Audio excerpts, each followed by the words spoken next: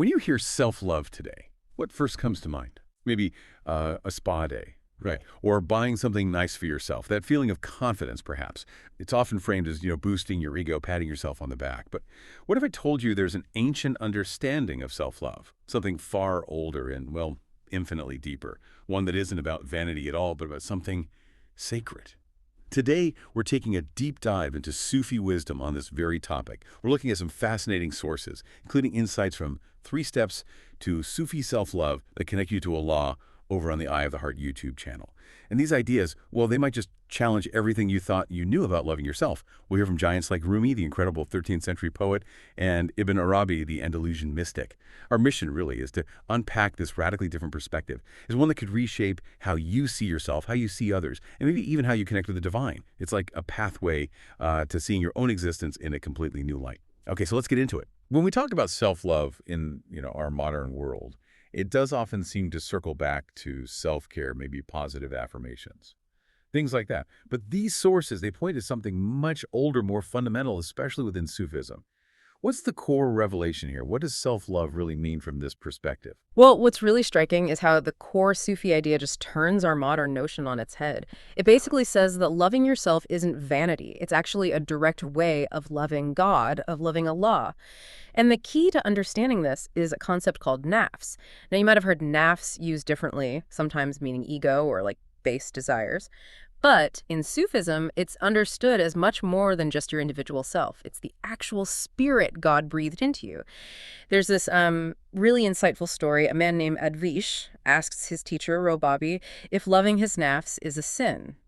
And Robabi's answer is profound. He says, basically, you think your nafs is just your own being, but really it's the spirit he breathed into you. To love it is to love his work. So love yourself. Wow, okay. So it's definitely not about standing in front of the mirror and thinking, wow, I'm so special, in that kind of narcissistic way then. Yeah, not at all. How does it practically differ from, say, just boosting your ego or feeling good about your accomplishments? That's the crucial distinction, isn't it? It's about showing deep reverence, a kind of respect for the secret God placed within you. Rumi puts it so beautifully in the Masnavi. He says, you are a work of art, do not insult the artist. Whoever despises himself insults the master who made him. So loving yourself in this context means living with this constant awareness of a divine trust. Your body, your mind, your heart, even your soul, they're all described as his touch. Think of it this way.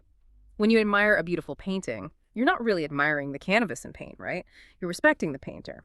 In the same way, the respect, the love you show to your own being, it's ultimately directed towards God, the creator. That distinction is huge. It really reframes everything. But it also makes me wonder, how explicitly do these Sufi teachings push back against the modern self-love movement? The sources seem pretty clear on this. Oh, absolutely. They draw a very clear line. Modern culture often pushes, pamper your ego, focus on the external, maybe superficial satisfaction. Sufism advises something quite different. Love yourself by recognizing your nafs, that divine spirit, not by submitting to its lower desires, but by seeing the divine breath behind it. And it's not about indulging every whim. It's about seeing beyond those whims to something deeper. It emphasizes you are not merely a biological body. You are a being touched by the command be. This command, kun, from the divine. So it transforms self-love from maybe an act of self-gratification into an act of divine recognition, acknowledging the sacredness woven into your very existence. And that leads us to a really profound point, maybe even a challenging one for some. This idea of seeing your own existence as a kind of mirror, reflecting God's existence. The sources mention Mansur al-Hallaj in his famous, often misunderstood statement, An al-Haq, I'm the truth. What was he actually getting at there? It sounds quite shocking on the surface. Yeah, al-Hallaj was definitely controversial, even in his own time. But he wasn't claiming to be God, not in the sense of personal divinity. What he meant, according to many interpretations within Sufism, was that his being was so utterly dependent on, so intertwined with God's existence, that it wasn't separate. It had no independent reality apart from the divine reality, the truth, al-Haq. So in that context, despising the mirror, meaning despising yourself, is like belittling the divine light it reflects. It suggests that hating yourself isn't just a personal issue. It's like diminishing a place where the divine is made manifest. It has cosmic ripples in a way. Right. So if we take that idea seriously, it completely flips our script on self-criticism. Most of us grow up thinking being hard on ourselves is, well, maybe a sign of humility. or at least necessary for self-improvement. Exactly. We associate it with virtue sometimes. But these sources argue strongly against self-despising. They do. The danger of self-hatred seen through this lens is that it's essentially like insulting God's own creation, his art. There's this powerful advice from Abdul Qadir al-Gilani, another great Sufi master. He told a disciple who was consumed by self-loathing because of his sins. He said, "Do not hate yourself, hate your sin." He really stressed this. To despise yourself is from Satan. Humility is one thing, despising yourself is another. It's a crucial difference. And think about it practically. When someone constantly puts themselves down, belittling their voice, their face, their mind, the very soul God gave them, aren't they, in a way, undermining the sacredness of that gift? The analogy used is stark. It's like demolishing the meaning of a mosque, not just its walls, but its sacred purpose. Wow, that's Wait. yeah, that's a heavy thought. I'm definitely rethinking some of my own internal monologue right now. Feels like uncovering a hidden layer of meaning. So what does all this imply for our actual relationship with the divine? That's the natural next question, isn't it? In Sufi terms, there's this deep connection. To love yourself is to know yourself. And this ties directly into that famous saying, often attributed to Ali ibn Abi Talib, but embraced widely in Sufism. Whoever knows himself knows his Lord. So self-knowledge, born from this respectful self-love, becomes a key to knowing God. Our existence itself is seen as a reflection of God's creative command, be. Ibn Arabi puts it incredibly. God revealed himself to his servant, so that the servant might love himself. The form of the servant is the form of the All-Merciful. Think about that. Your very form, your being, is considered a manifestation of God's name Al-Rahman, the All-Merciful.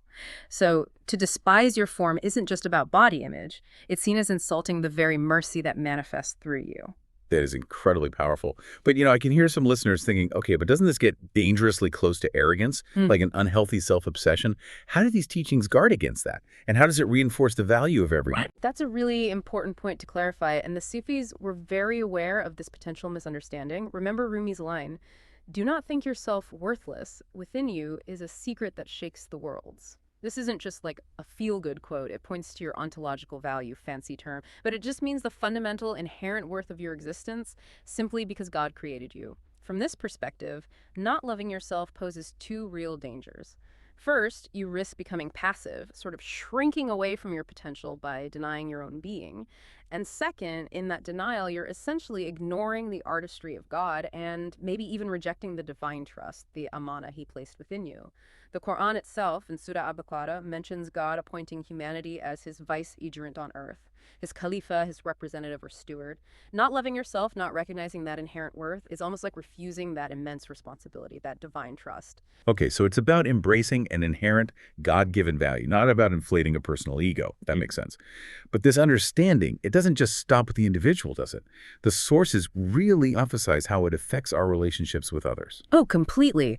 There's a vital connection drawn between loving yourself and loving others. Ibn Arabi says it quite plainly. You cannot see the all-merciful in others until you see him in yourself. You have to recognize that spark within first. Rumi uses that beautiful analogy. Without a rose inside you cannot offer a rose to another. It suggests that the love, the compassion, the mercy you extend outwards, it has to be nourished by your inner source. If that source is clouded or, dirty with self-hatred, then what you offer others will inevitably be tainted too. But if it's pure, then the water gives life, as you said. So this Sufi self-love isn't just navel-gazing. It's actually presented as a necessary foundation, a prerequisite for genuine compassion and mercy towards other people. You need that inner wellspring first. Precisely. Abdul Qadir al-Gilani explicitly warned, until you learn to love yourself, your nafs yourself will make you harsh towards others. This provides a really insightful lens on, maybe, the root of many broken relationships or unnecessary conflicts. Someone who doesn't recognize the divine value within themselves will likely struggle to truly see and honor it in others. And interestingly, loving yourself in this way is also said to increase your love for God.